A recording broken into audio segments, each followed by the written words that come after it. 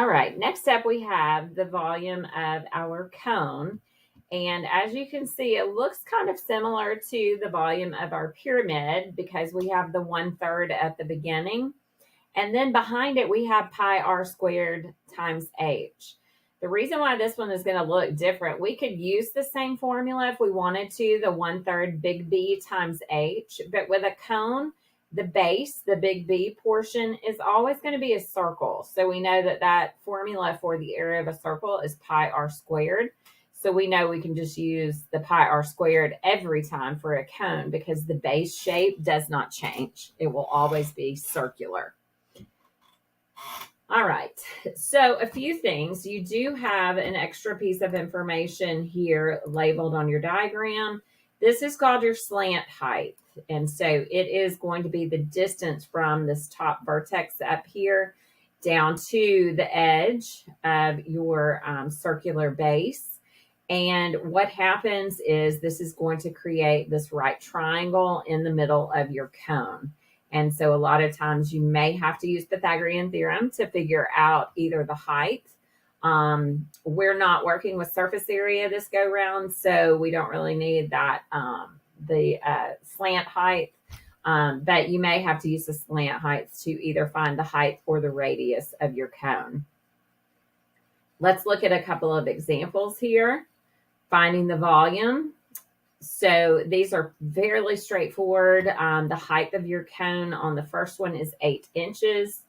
Be very careful because the 5 inches is the diameter of our circular base. So remember that your diameter is the full length from the edge of the circle to the other edge of the circle through the center point. The radius is simply going to be half of that. Okay, so we're going to plug into our formula 1/3 times pi times 2.5 squared times 8. And just to make things easy and kind of streamlined, we are going to use 3.14 as our approximation value for pi. So when you enter this into Desmos, you can just enter 3.14. When we plug this into our formula, we're going to multiply everything together and we get 52.33 inches cubed. The second one is just has a different orientation. The cone is flipped to where the circular base is on the top. But you still complete the problem the same way. We're going to plug in our radius value of 9 yards and the height of our cone is 17.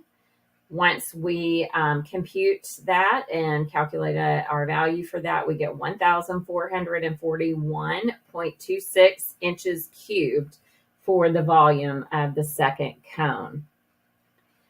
The final thing that you will need to be able to do for your cones really, and for any other of your volume formulas, is sometimes you will have to work backwards. So sometimes you will be given the volume and then you will be asked to work backwards to either find a height or a radius.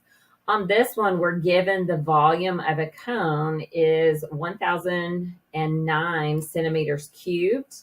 We are also given the height of the cone. And so what we are actually looking for on this one is we are looking for the radius value.